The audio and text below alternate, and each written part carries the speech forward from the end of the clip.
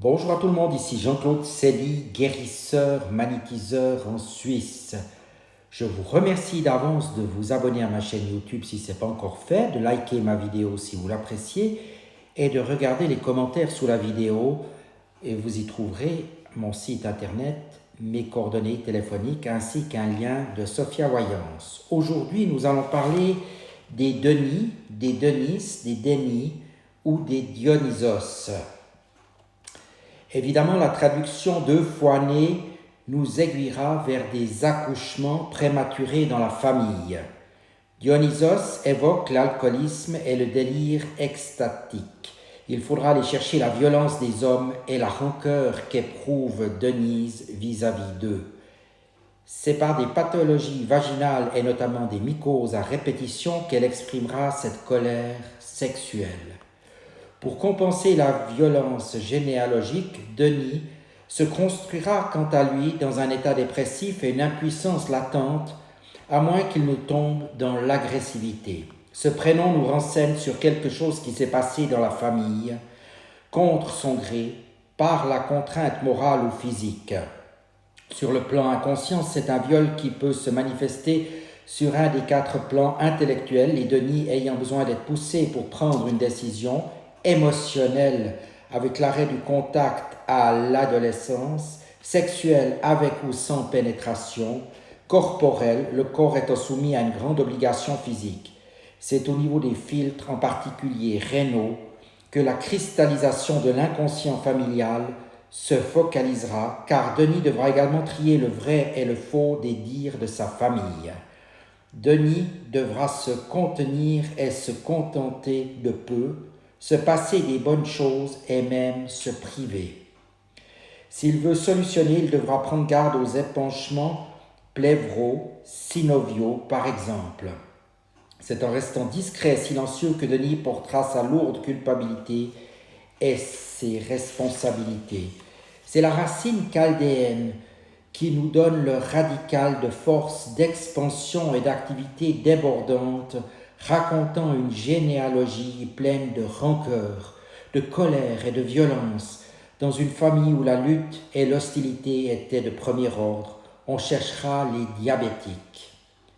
Au niveau du langage des oiseaux, qui dans la généalogie a quitté le culte initial pour le remplacer par le culte populaire du jeu et des bistrots?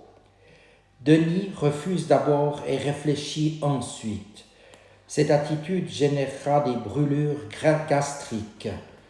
Il se sentira dénigré et seule la couleur blanche d'un vitiligo sera la solution pour sortir de cette injustice. Comme d'habitude, je vais tirer 3 cartes afin de vous indiquer votre orientation, votre énergie et vos possibilités. La première carte est magnifique. Vous faites partie de Dieu. Cette carte dit en réalité que vous n'êtes pas seul, Dieu est toujours là.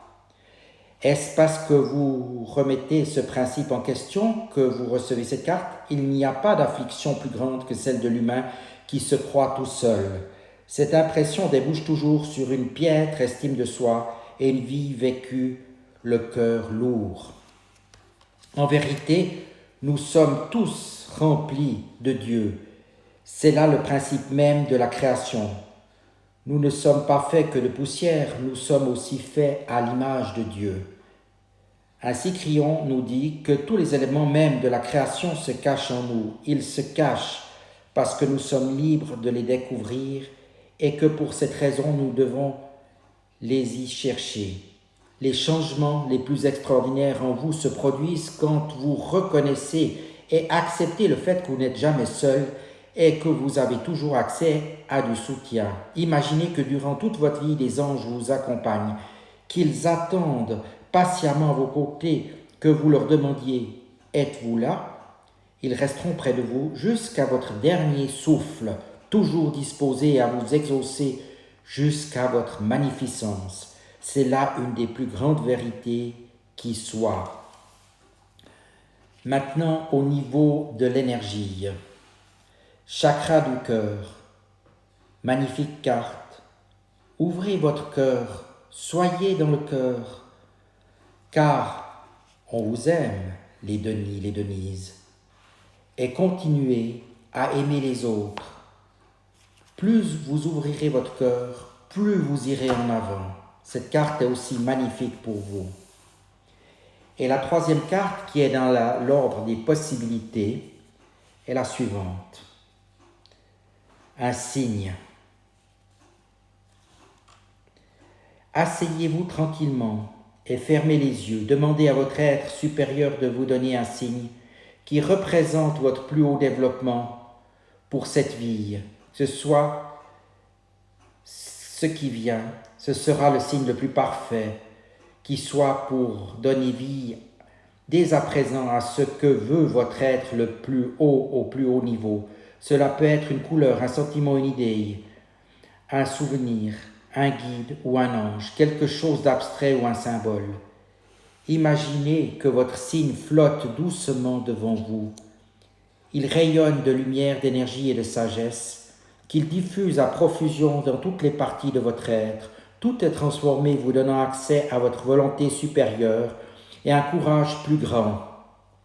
Que cette partie de vous, nouvellement découverte, vous inspire dans votre vie. Laissez-la vous révéler votre développement le plus élevé, votre chemin le plus haut, ce qui vous rend heureux. Ouvrez les yeux et continuez à suivre le cours de votre journée. Voilà de magnifiques cartes pour vous. Ne vous laissez donc pas aller les Denis, malgré ce que j'ai dit en tout début de cette vidéo. Tout est là pour vous, il suffit de l'utiliser. Je vous dis maintenant à tout bientôt et merci de votre attention.